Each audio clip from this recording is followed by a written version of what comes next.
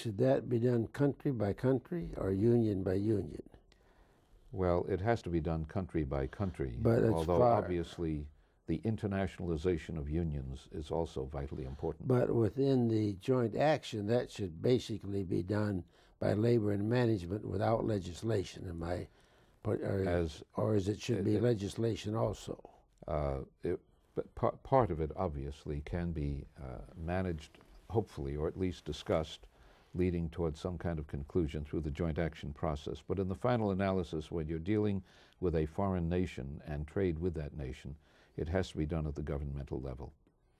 But as far as retraining programs, that's labor management. Does it need to be some governmental input on the retraining? It would help to have governmental input, as is being advocated by Bob Reich in the Department of Labor, on the basis that we've got to train people to the new technology so that their skills are highly developed and can be utilized in job openings.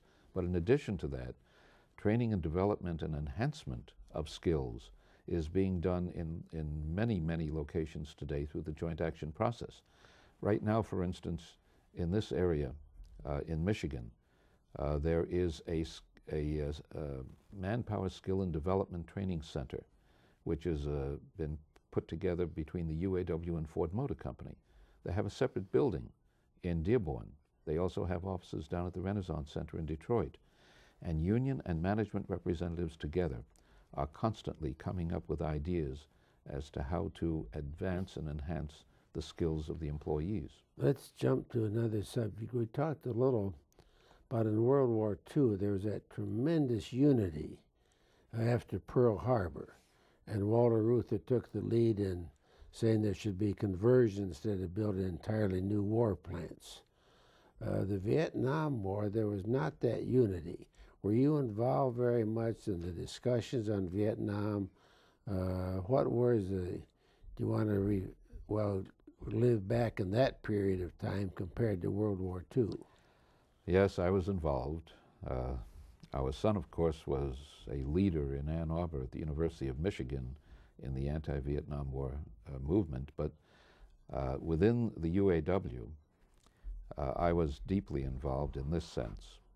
At one time, there was put together a nationwide union movement against the Vietnam War. We had a conference in Chicago. I went to attend it together with Emil Mazie. There were differences of opinion, by the way, within the labor movement, as you know, concerning support for or support against Vietnam.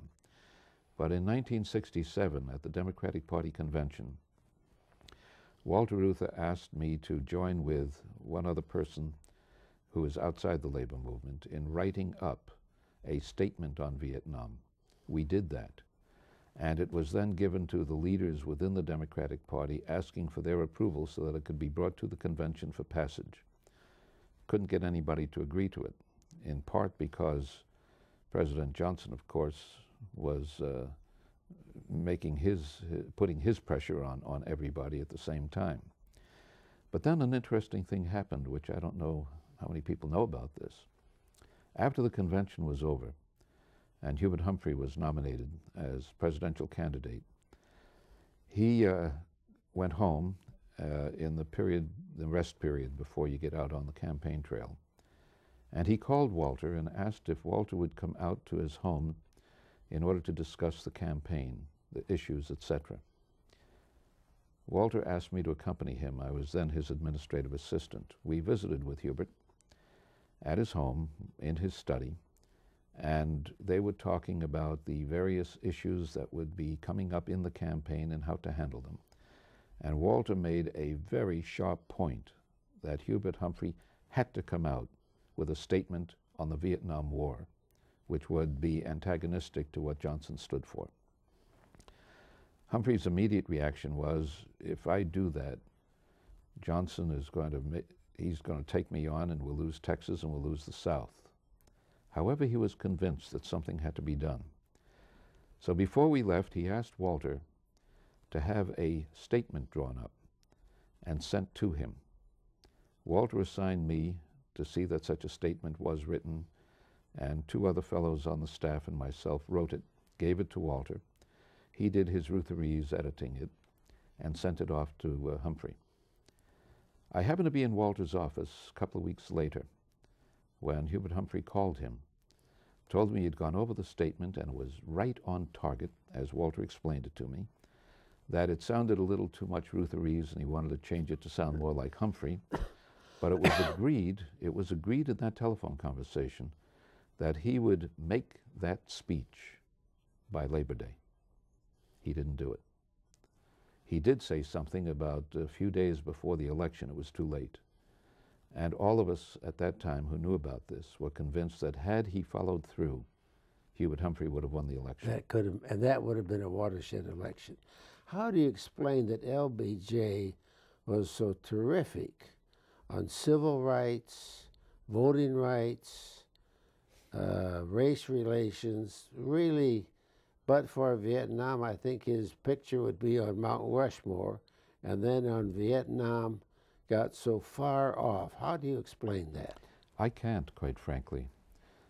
As we know, LBJ First, was... let me interrupt. Do you agree that he was terrific? Oh, absolutely. He did what Kennedy made speeches about. He implemented. Do you agree on that? No question about it. He was excellent on the basic issues of, you name it, in terms of the national issues of social significance. He was right there. I don't know how you explain the Vietnam thing, except perhaps to say that Johnson was the kind of individual who, once having made his mind up that he was going to do something in this and this way, just went ahead and he pushed everybody aside. And that's what happened on Vietnam. Once he was committed, he was going to make it go. And Humphrey and Walter had always been very close. Is that correct? Yes. The very, very close relationship between Hubert Humphrey and Eleanor Roosevelt the same? Even more so. With Eleanor Roosevelt, the Reuther family each summer spent a long weekend with her at her home in New York. And there was Walter would tell me about this, there was general discussion between Eleanor Roosevelt and himself concerning basic issues of national significance and international significance. It was a good conversation. But even the two girls, Linda and Lisa, were there, as well as May. And it was a very warm and, I don't know how to put this, but it was a question of each having such deep respect for the other that friendship grew, not only because there was good personality between them, but because their thinking and their vision and what they talked about was consonant with their beliefs. How about the relation with FDR? Walter had a good relationship with FDR, although this was a period before he became his administrative assistant. And of course, I was still in the East during that period.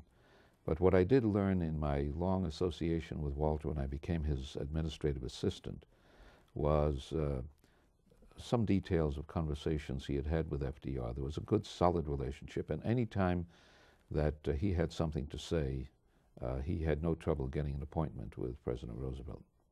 How about Harry Truman? I think that the relationship there was equally good in the sense that, again, if Walter had an idea and he wanted to convey it, he had no trouble getting into the White House or getting in to speak to the people closest to Truman. But here again, I cannot speak from personal experience.